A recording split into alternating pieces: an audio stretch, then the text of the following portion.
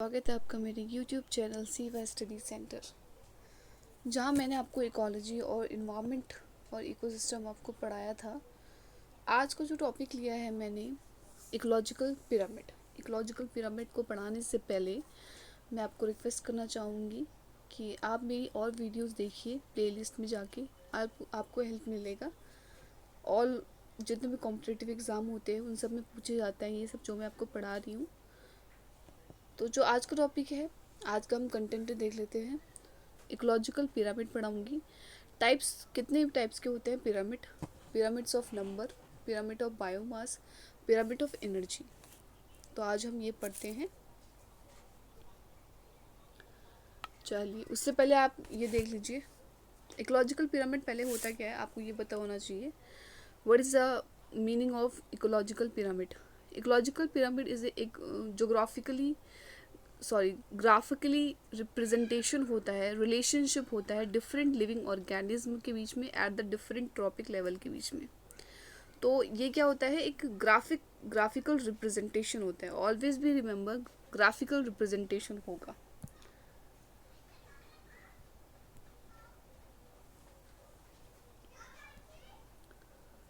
एक मिनट रुकिए, मैं पेन ले लूँ।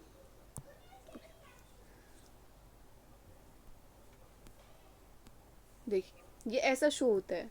अगर आप देखोगे तो इकोलॉजिकल पिरामिड जो होता है वो इन्वर्टेड और अपराइट शो होता है, ठीक है। सो देखिए, इसमें आता है, सबसे पहले क्या आता है, प्राइमरी प्रोड्यूसर। ये हो गया सन से किसके पास एनर्जी जा रही है? प्राइमरी प्रोड्यूसर के पास जा रही है। मतलब ये है कि प्राइमरी प्रोड्यूसर के पास 100% एनर्जी आती है। ओके, फिर प्राइमरी से क्या होगा, ये कंज्यूमर पे जाएगा, ठीक है। प्राइमरी कंज्यूमर पे 10% पहुंचा, सेकेंडरी कंज्यूमर में 1% पहुंची एनर्जी, थर्ड लेवल पे 0.1% पहुंचा।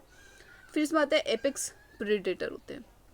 मतलब यहाँ पे क्या हो रहा है कि इसमें हम पिरामिड में ये देखते हैं कि कैसे एनर्जी लॉस्ट होती रहती है। ओके, तो आज ये आप लोग देख लीजिएगा। ओके, उससे पहले पढ़ते हैं इकोलॉजिकल पिरामिड के बारे में कुछ। जो the use of ecological pyramid को जिसने सबसे पहले डिस्क्राइब किया था, चार्ल्स एल्टन ने किया था। 1927 में हुआ था। इकोलॉजिकल पिरामिड एक ग्राफिकल रिप्रेजेंटेशन होता है। ग्राफिकल रिप्रेजेंटेशन हमेशा से ये याद रखना आप लोग, ग्राफिकल रिप्रेजेंटेशन होता है।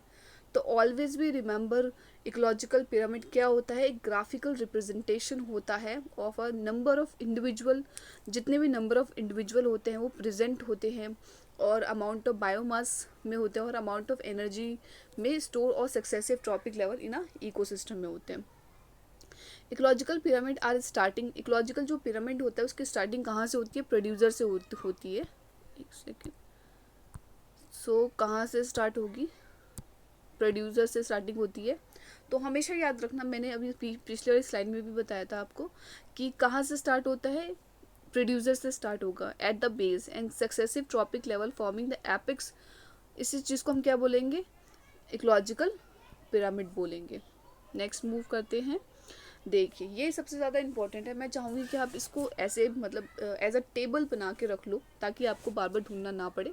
ये बहुत इंपॉर्टेंट है, तभी मैंने इसको भी लगाया है। क्योंकि क्या होता है ना, कभी कभी मिस्टेक याद नहीं हो पाता, ठीक है। देखो, टाइप्स ऑफ इकोलॉजिकल पिरामिड कितने टाइप्स के होते हैं मैं बता दूं, 3 टाइप के होते हैं। Pyramid of number, pyramid of energy और पिरामिड ऑफ बायोमास। कौन कौन से होते हैं? पिरामिड ऑफ नंबर होते हैं, पिरामिड ऑफ एनर्जी होता है, पिरामिड ऑफ बायोमास होते हैं। अब इसमें क्या होता है, ये जो पिरामिड ऑफ नंबर होते हैं ना, नंबर में 2 टाइप के होते हैं। एक तो होता है इन्वर्टेड, एक होता है अपराइड होता है, और एक होता है इन्वर्टेड। ओके, तो अपराइड में ऐसा होता है, इन्वर्टेड में ऐसा होता है। तो अपराइड और इन्वर्टेड हो गया। और जो पिरामिड ऑफ एनर्जी है, ये ऑलवेज क्या होता है? ये ऑलवेज अपराइड होता है। तो हमेशा याद रखना, जो पिरामिड ऑफ एनर्जी है वो ऑलवेज अपराइड होती है। अपराइड क्यों होती है? क्योंकि एनर्जी जो होती है उसकी लॉस्ट होती जाती है। तो इसी चीज़ को हम बोलते हैं ऑलवेज अपराइड। ये हमेशा याद रखना, ये ऑलवेज अपराइड होगा। मतलब ये ऑलवेज ऐसा लगता है, ठीक है। एक मिनट, मैं दूसरा पेन ले लेती हूँ, दूसरा कलर। ओके, तो ये हमेशा ऐसे होता है, ठीक है, ऑलवेज अपराइट होगा। तो कहीं भी क्वेश्चन आता है, बहुत सारे एग्जाम में पूछ लेते हैं, नेट एग्जाम में पूछ लेते हैं, आप कोई भी एग्जाम देते हो तो वहाँ ये क्वेश्चन आ जाता है, जहाँ साइंस से रिलेटेड क्वेश्चन आते हैं। तो पिरामिड ऑफ एनर्जी क्या होता है, ऑलवेज इन्वर्टेड होता है या ऑलवेज अपराइट होता है? अगर आपने पढ़ा होगा तो you can easily correct the one. ठीक है, तो ऑलवेज अपराइट होता है। पिरामिड ऑफ बायोमास में क्या होता है, अपराइट और इन्वर्टेड दोनों होते हैं। तो ये इसमें ज़्यादा कन्फ्यूजन नहीं है, बस एक का याद रखो कि ऑलवेज अपराइट कौन सा होगा, पिरामिड ऑफ एनर्जी अपराइट होगी। Pyramid of number, pyramid of number जो होता है, किससे हम इसको रिप्रेजेंट करते हैं, graphical representation of numerical strength of various population in a different trophic level per unit area of an ecosystem. ये यूजुअली अपराइड होता है, इन्वर्टेड भी होता है, एक स्पिंडल शेप्ड का होता है, ओनली कुछ ही पैरासिटिक फूड चेन में होता है, एंड ट्री का जो इकोसिस्टम है उसमें होता है। मैं अभी आपको बताती हूँ। पिरामिड ऑफ नंबर देखो, number of individual is generally maximum at the tropical level पे मैक्सिमम होते हैं। फिर the number of herbivorous lesser होंगे देन प्रोड्यूसर से। ठीक है, तो नंबर ऑफ कार्निवोरस जो होते हैं वो लेसर होंगे देन हर्बीवोरस से। देखिए जैसे एग्जांपल है, नंबर्स का एग्जांपल है ये। देखिए यहाँ पे ग्रास है, ये आपका पॉन्ड इकोसिस्टम का आता है, ये आपका होता है ग्रासलैंड इकोसिस्टम। ग्रासलैंड इकोसिस्टम आता है। यहाँ से सबसे सबसे मतलब जो पिरामिड होता है, स्टार्टिंग कहाँ से होती है, मैंने पहले ही बताया था। सबसे पहले स्टार्टिंग होती है इसकी प्रोड्यूसर से स्टार्ट होती है, हमेशा याद रखना प्रोड्यूसर से स्टार्ट होगी। ठीक है, प्रोड्यूसर के पास हार्बीवोरस कार्निवोरस, टॉप कार्निवोरस आ गया। ये चीज़ हमेशा याद रखना, आप ये जो बनाए ये चीज़ हमेशा याद रखना, ये वाली चीज़ें।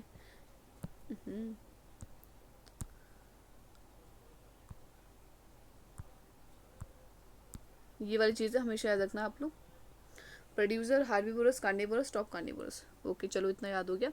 अगर हम पॉन्ड की बात करें, मतलब पानी की बात करें, पॉन्ड वाली एरिया की बात करें, तो प्रोटोप्लैंक्टन यहाँ पे सबसे पहले आते हैं। प्रोटोप्लैंक्टन के बाद जूप्लैंक्टन आते हैं, जूप्लैंक्टन के बाद स्मॉल फिश के बाद लार्ज फिश। ठीक है, तो एक सीक्वेंस हो रहा है, प्रोटोप्लैंक्टन के बाद जूप्लैंक्टन के बाद स्मॉल के बाद लार्ज। अगर हम देखें ग्रासेस आ गई, ग्रासेस पे इंसेक्ट को लेजर्ट को कौन खाएगा, हॉक्स खाएंगे। ठीक है, तो ये अभी मैं एक और दिखाती हूँ। ये आपका नंबर ऑफ पैरासाइट्स में हो गया। जैसे ये देखो, ये होता है इन्वर्टेड। जैसे मैंने दो आपको बताई थी, इनकी लाइफ साइकिल 2 होती है।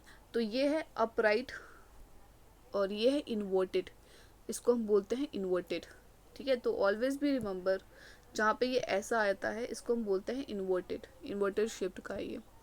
तो the pyramid of number in a parasitic food chain is inverted, मतलब जो पैरासिटिक की जो फूड चेन होती है वो कैसी होती है, वो इन्वर्टेड होती है। देखो सबसे पहले क्या आएगा, ट्री। देखो ट्री होगा, देखो ट्री होगा, इसमें ट्री तो एक ही है। ठीक है, ट्री पे क्या बैठ रही है, बर्ड्स बैठती हैं। ठीक है, बर्ड्स आ गए यहाँ पे। बर्ड्स पे क्या हो गया, लाइकन्स और बग्स होते हैं। ठीक है, फिर बग्स पे क्या आ गया, माइक्रोब्स आ गए, और मतलब इसको हम बोलते हैं हाइपर पैरासाइट बोलते हैं।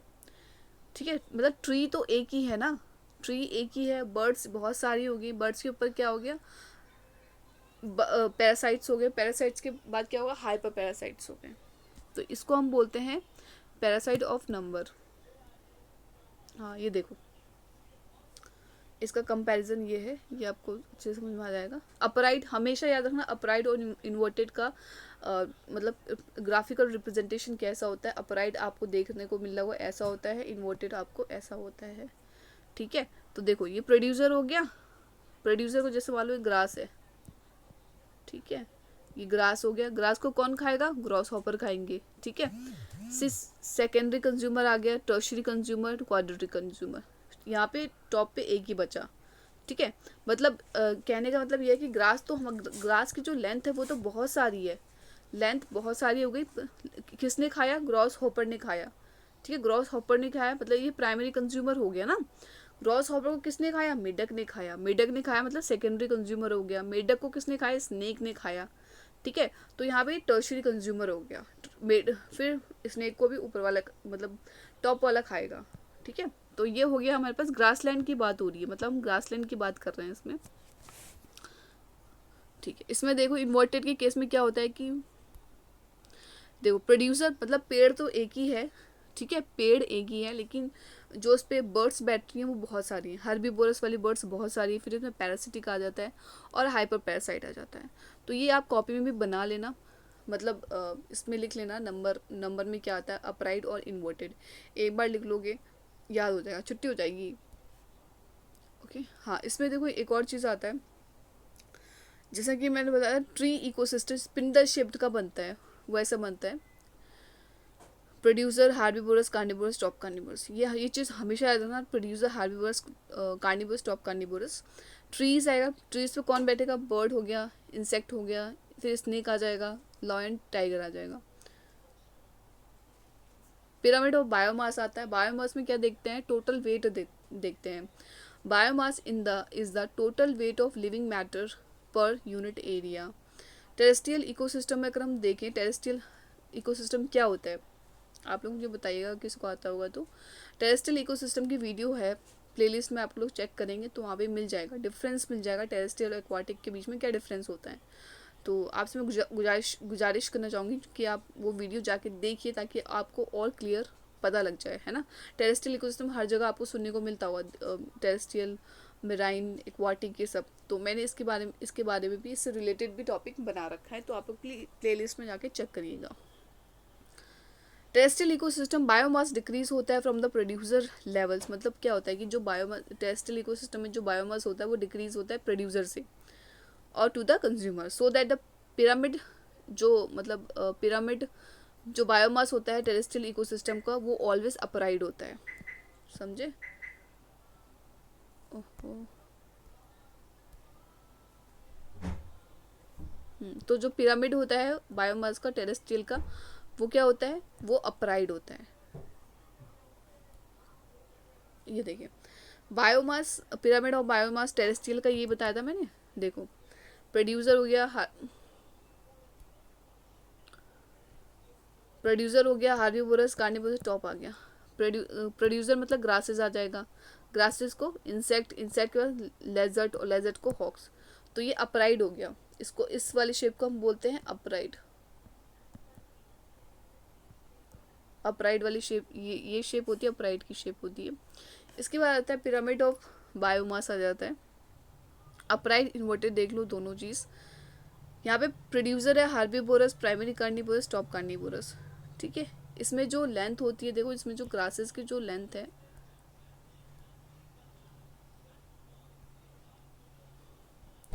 देखो ये जो ग्रासेस है इसकी लेंथ तो बहुत ज़्यादा है ना, ग्रासेस जो बहुत ज़्यादा है।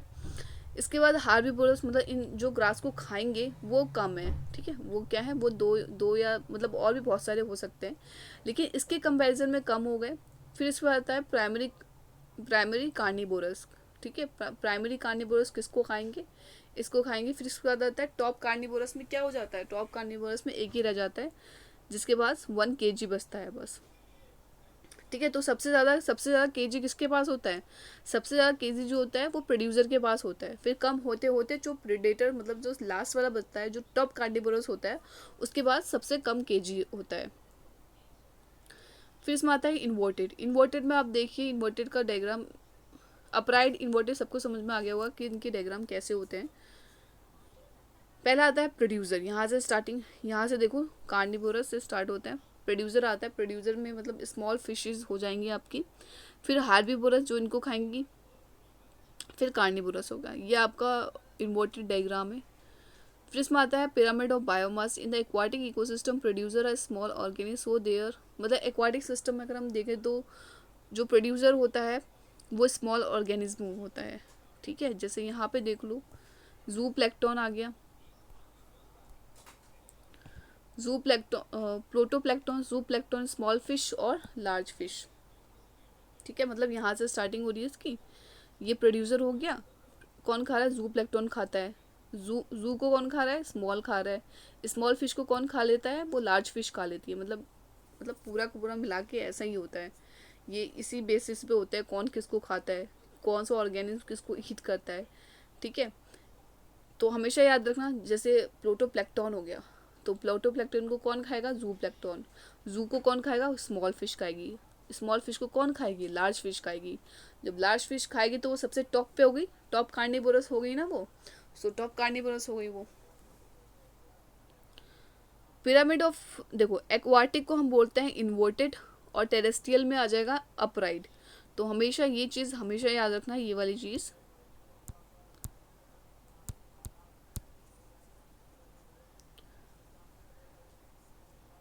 इन्वर्टेड वाली, ये वाली।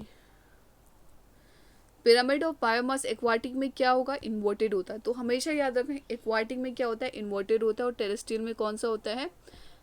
अपराइट होता है। देखिए टेरेस्ट्रियल में अपराइट होगा, हमेशा याद रखना। फिर एनर्जी होती है, मतलब एनर्जी का मतलब ये होता है कि कैसे एनर्जी जो होती है वो ट्रांसफर होती है, trophic level, one trophic level to another trophic level.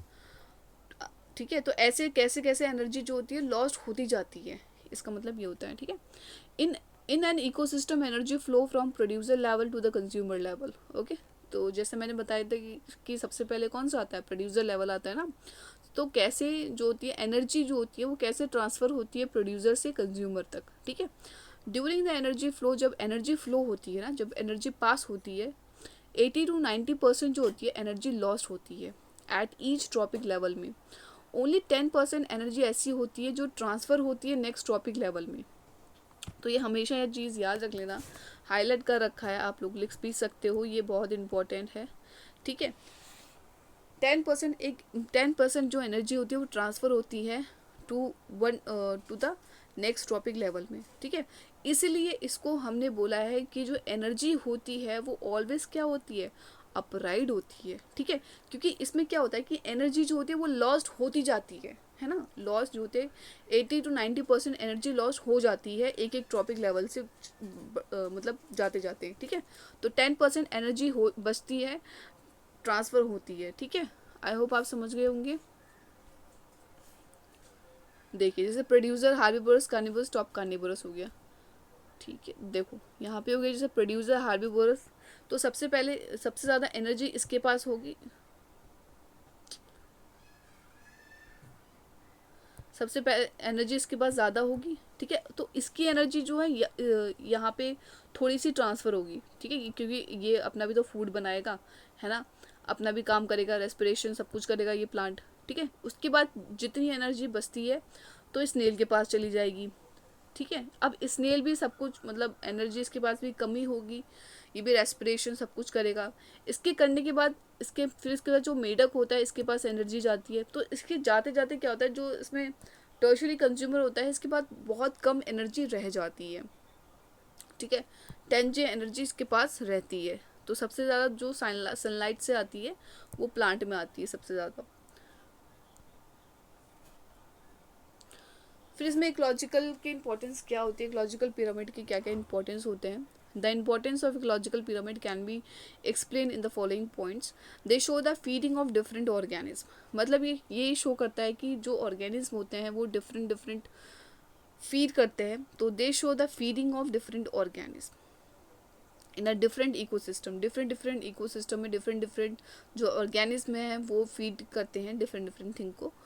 It show the efficiency of energy transfer, और मतलब ये भी शो करता है कि कैसे जो एनर्जी होती है वो ट्रांसफ़र होती है। The condition of the ecosystem can be monitored and any further damage can be prevented, मतलब दिस कंडीशन ऑफ इकोसिस्टम में मॉनिटर करना होता है और कोई भी damage and any further damage can be prevented, कोई भी डैमेज को रोका जा सके। तो आई होप सो आपको ये समझ में आया हो, नहीं समझ में आया फिर भी बताइएगा, मैं फिर बताऊंगी। ये आप ज़रूर बना लेना ये वाली टेबल, ये आपको हेल्प मिलेगा। आप इसको एग्ज़ाम में भी ऐसे अगर बना के आते हो तो आपको काफ़ी अच्छे मार्क्स मिल जाएंगे। अगर आप ऐसे टेबल, अगर आप देखो कोई भी एग्ज़ाम देते हो आप, अगर उसमें अगर वो मेंस है लाइक रिटर्न वाले एग्ज़ाम होते हैं, तो उसमें अगर आप लिख के कुछ एक्सप्लेन कुछ टेबल वोबल बना के आते हो तो आपको बहुत अच्छे नंबर मिल जाते हैं। फॉर द BSc के लिए मैं बता रही हूँ। तो जैसे ये है कि टाइप्स ऑफ पिरामिड आ गए, तो आप अगर आप ऐसी टेबल बना लोगे BSc में तो इट ईजी फॉर यू, बहुत अच्छा भी होगा और बहुत अच्छा इंप्रेशन भी पड़ेगा एग्जामिनर के ऊपर, ठीक है। और फिर इसको आप लिख सकते हो, आप समझ गए तो आप अपनी लैंग्वेज में लिख सकते हो।